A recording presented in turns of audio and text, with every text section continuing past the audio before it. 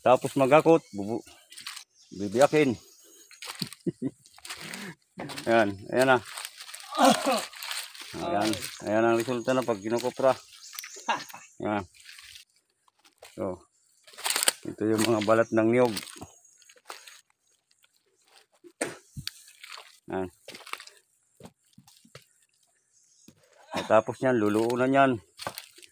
Ito yan pasisiritan ng kalayo.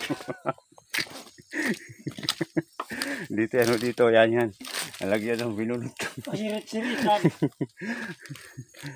Ano, ito yung masipag na mangkukupra. Masipag na tamad. Yan.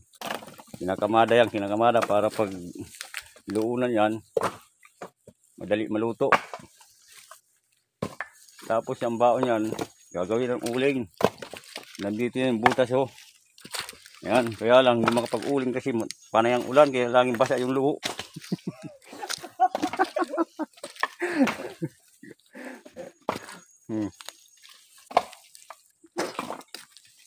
Kita nyo mga guys, welcome to my vlog ha.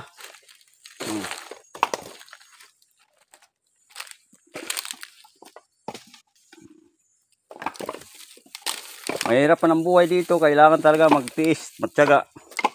Pag wala kang tiyaga, hindi ka mabubuhay dito sa Samar. Ganito talagang hanap buhay dito.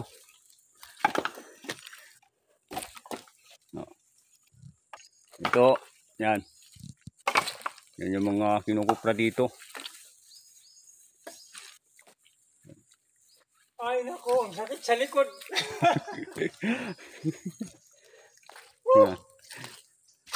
Kailangan talaga dito, tiyaga-tiyaga lang. Kasi wala ibang hanap buhay dito eh. Ang tinatawag dito sa amin, lunan.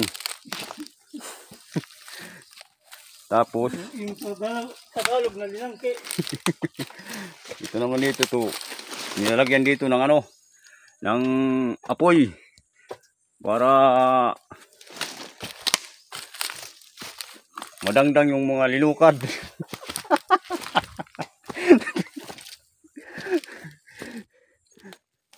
Kahit masaya, kahit mahirapan, masaya, kahit mahirap ang trabaho. Ganun lang talaga dito sa Samar. Importante talaga dito, minsan malungkot, minsan masaya.